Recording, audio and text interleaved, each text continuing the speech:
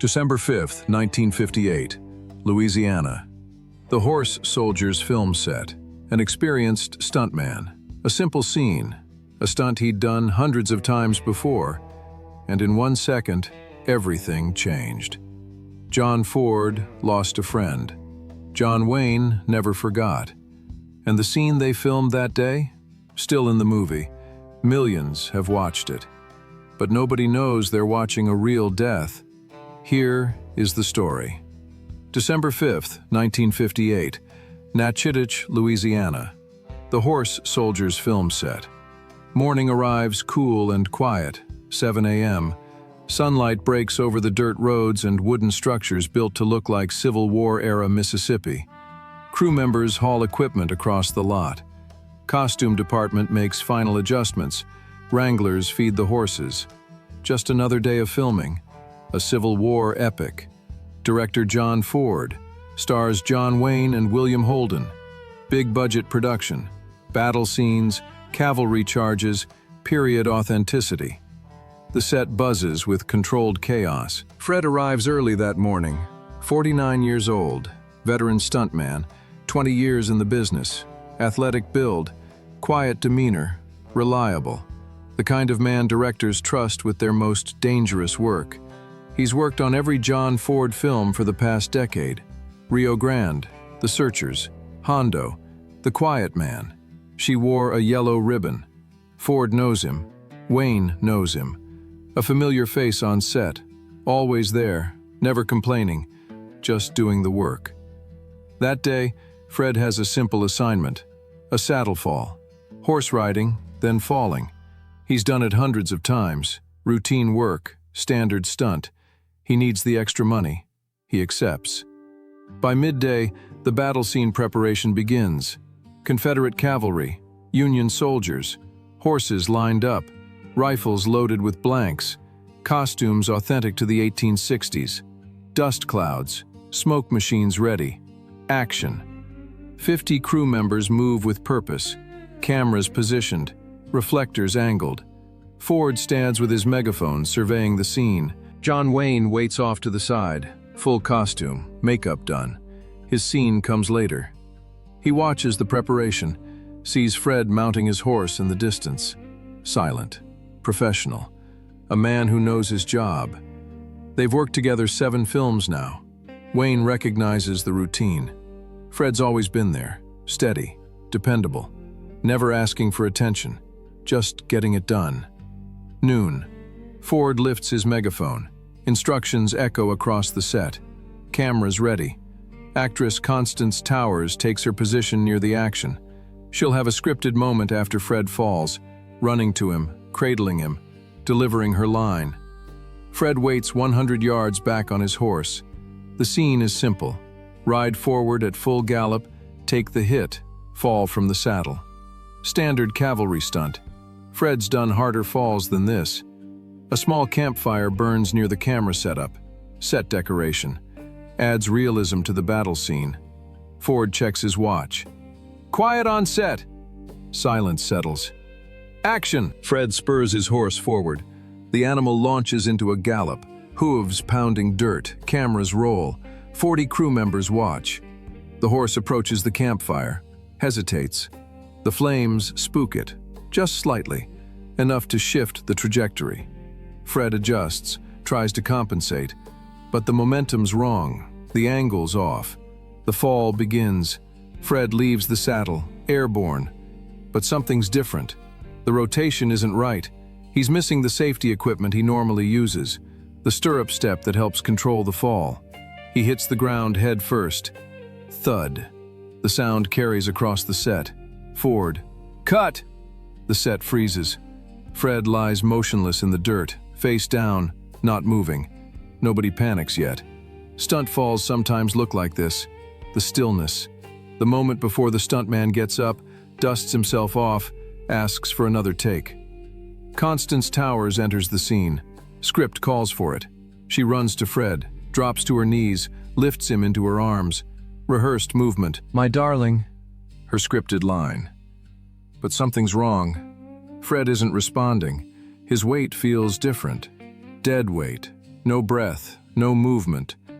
Constance's expression changes. The script falls away. Fred? Nothing. Fred! Her voice cracks. Something's wrong! Help! Somebody help! The set erupts. Crew members rush from every direction, running, shouting. John Ford reaches Fred first, drops to his knees, touches Fred's neck, checks for a pulse. His eyes close. John Wayne sprints across the lot. 50 people form a circle around Fred's body, shock on every face. Someone yells, "Get a doctor!" Another voice, "Call an ambulance!" Constance Towers remains on the ground, Fred's head cradled in her lap, blood on her costume, tears streaming, hands shaking. The medic arrives, kneels, examines Fred's neck. Broken, no breath. We need to get him to a hospital, now. A pickup truck backs up to the scene. Crew members lift Fred carefully, slowly, place him in the truck bed. Ford watches, frozen, face drained of color, can't speak. Wayne stands beside him, hand on Ford's shoulder, silent. The truck pulls away, dust rises behind it. Constance Towers sits in the dirt, crying. 40 crew members stand motionless. Nobody speaks, just the wind. Quick question. Have you ever witnessed something you wish you could unsee? Let me know in the comments. 30 minutes pass. A radio crackles on set. Message comes through. DOA, dead on arrival. Fred is dead, 49 years old. Ford collapses, sits down hard in the dirt, head in his hands. Wayne stands beside him, watching, saying nothing. There's nothing to say. Crew members cry openly. Constance Towers sits in shock, trembling, staring at nothing. 10 minutes. Nobody moves. Then Ford stands, slow, unsteady, looks at his crew, 50 faces watching him, waiting. He picks up his megaphone. His voice shakes. Listen up. Everyone turns. We're shutting down. Pause. Pack everything. We're going back to Hollywood. Murmurs ripple through the crowd. Production moves to California. We finish there. Nobody argues. Nobody questions. Ford drops the megaphone, walks to his trailer, closes the door. Wayne watches him go. The set begins to dismantle. Equipment gets packed. Horses loaded. Costumes folded. Louisiana filming is over. Fred's blood still stains the dirt. That night, nobody talks. Crew members return to their hotel rooms in silence. Wayne sits alone in his room. Can't sleep. Keeps seeing it. The fall. The sound. Thud. Constance's scream. 11 p.m. Wayne gets up. Walks to Ford's room. Knocks. Ford opens the door, eyes red. Duke. Pappy, can I come in? Ford nods, steps aside. The room is dark, one lamp burning. Ford sits at the table, empty glass in front of him. Wayne sits across from him. Long silence. Ford speaks, voice quiet. I killed him. Wayne. Pappy, it was an accident. I asked him to do it. He needed the money. I knew that. Silence. Ford continues. Fred loved horses. You know that? He trained falling horses. Humane methods. After SPCA came down on Hollywood, Fred developed techniques that kept the animals safe. Wayne listens. He had a family, wife, 3 kids, mortgage on a house. He was always working, extra gigs, extra stunts, anything to make ends meet. Ford's voice breaks. He asked me for extra work last week. I said yes. I thought I was helping. Wayne. You were helping. Ford shakes his head. No, I was using him. He was broke. I knew he couldn't say no. The empty glass sits between them. Wayne sees the whiskey bottle on the table, untouched. He knows Ford's been on a diet, doctor's orders, no alcohol.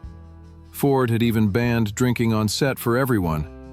But tonight, Wayne reaches for the bottle, pours 2 glasses, slides one to Ford. Ford takes it without hesitation. They drink. No words. Ford. He was my friend, Duke. 20 years. And I sent him to his death. Wayne has no answer. There is no answer. They sit. They drink. They talk until dawn. About Fred, about horses, about his family, his kids, his dreams. A man who wanted a yard for his children. A man who's gone now. Weeks pass. Production moves to Hollywood, San Fernando Valley. The final battle scenes get filmed again, but different this time. Ford changed the original ending. The script called for a triumphant arrival in Baton Rouge, celebration, crowds, victory. Ford scraps it. The new ending. Bridge explosion, quick finish, abrupt, done. He's lost interest. Or maybe the pain's too much. He just wants it finished. In the editing room, Ford sits watching footage, the Louisiana scenes. Fred's fall plays on the screen. The real death, captured on film. The assistant editor asks, "Do we cut this scene, Mr. Ford?" Ford stares at the screen, watches Fred fall one more time. "Keep it." "Sir?" "Keep it in the film. Fred was a professional. The scene stays." The editor says nothing. Days later, Wayne learns about the decision, goes to the editing room. "Pappy, you're keeping Fred's scene?" Ford doesn't look away from the screen. "He died doing his job. The scene stays." Wayne doesn't argue. He understands. This is Ford's penance. Every time someone watches the film, Fred will die again. Forever. Ford's reminder. His burden. The Horse Soldiers releases in 1959. No press coverage of Fred's death. The studio buried it. Didn't want the scandal. The Los Angeles Times runs a small obituary. 1 paragraph. That's all. Fred was laid to rest at Valhalla Memorial Park in North Hollywood. Small service. Family. A few friends. No Hollywood crowd. No press. A quiet goodbye. The film flops at the box office. Critics call it lackluster and point to the abrupt ending. Nobody knows why Ford changed it, but Fred's scene remains. Millions watch it. The man falling from the horse, the real death, and they have no idea. But what John Wayne did next, nobody expected. Months after the accident, Wayne sits in his office, calls his assistant. "Can you get me Fred's home address?" The assistant looks surprised but doesn't ask questions. The next day, the address arrives. Wayne drives alone, doesn't tell anyone where he's going. As he drives, Ford's words echo in his mind. Mortgage, 3 kids. He needed the money. Burbank, a modest neighborhood. Tree-lined streets, small houses. Wayne finds the address. Single-story home, small yard, simple, clean. He parks, gets out, walks to the front door, knocks. The door opens. A young woman, mid-30s, tired eyes. She sees Wayne, freezes. "Mr. Wayne?" "Ma'am, I was Fred's friend. May I come in?" She's in shock, steps back immediately. "Of course, please." Inside, modest furniture, clean but worn, family photos on the walls. 3 children sit quietly in the living room. The youngest, a little girl, stares at a framed photograph of her father. Wayne sees her. His chest tightens. They sit. The woman makes coffee. Her hands shake as she pours. "Wayne, I wanted to pay my respects. He was a good man."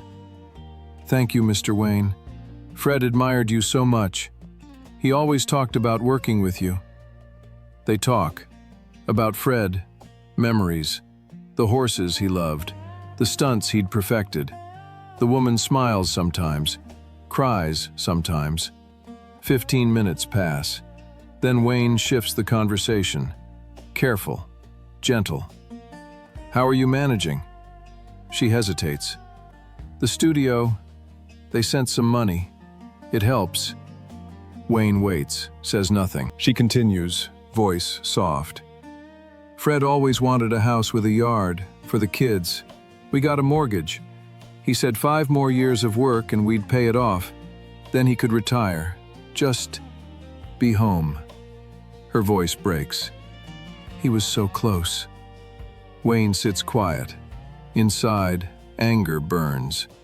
He knows what the studio paid. Enough for 5, maybe 6 months of mortgage payments and living expenses. After that, nothing. But his face shows nothing. Wayne speaks, calm, steady. "Ma'am, I want to help with your mortgage." She stares. "Mr. Wayne, I can't accept that." "Yes, you can. Fred worked with me for years. He was my friend." "But it's too much. I couldn't." "Fred would want his family in this house, safe, secure. Let me do this. Please." Long silence. Tears stream down her face. She nods. "Thank you. Thank you, Mr. Wayne." Wayne stands. "Someone will bring something by in a few days." She reaches to shake his hand. Wayne pulls her into a brief embrace instead. "Take care of those kids." He leaves, gets in his car, looks at himself in the rearview mirror. For the first time in months, something loosens in his chest. Not relief, not redemption, just something. He did one thing for Fred, small but real. A few days later, an assistant delivers a sealed envelope to the address. Inside, a check. The remaining mortgage balance, plus a little extra. Fred's family is saved. Wayne never mentions it, not to Ford, not to anyone. The years pass. 1973, John Ford dies at 79. He never forgave himself for Fred. 1979, John Wayne dies at 72. He never forgot that day in Louisiana. 1980s, Fred's youngest daughter is grown now. One afternoon, talking with friends, the conversation turns to old Hollywood. She mentions it casually. "John Wayne came to our house after my dad died. He helped us with the mortgage. We didn't know at the time, but..." Her friends stare.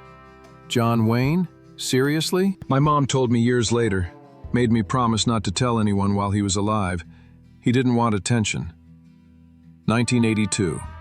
The Hollywood Stuntmen's Hall of Fame inducts Fred, 24 years after his death. Today, the Horse Soldiers remains available. Fred's death scene is still in the film. Every person who watches it sees him fall, sees him die. Real footage, real death. Most have no idea. Valhalla Memorial Park, North Hollywood. Fred's grave rests under a simple stone. Fred, 1909 to 1958, beloved father and friend. Simple, quiet, a life remembered. Fred died for extra money. John Ford never forgave himself. John Wayne helped in silence, asked for nothing, told no one. And Hollywood? Buried it. Fred's fall remains in the film. Real footage, real death. Ford kept it as penance, a reminder every time someone watches. Wayne paid off the mortgage, told nobody. Because real heroes help quietly. No cameras, no applause. Just doing what's right when nobody's watching. Fred wasn't just a stuntman. He was a father, a husband, a friend, a man who loved horses and wanted a yard for his kids. And when he died, 2 legends never forgot him. One lived with guilt, the other helped in silence. If you were in Wayne's position, would you have helped Fred's family in secret? Let me know in the comments below. And, unfortunately, they don't make men like John Wayne anymore.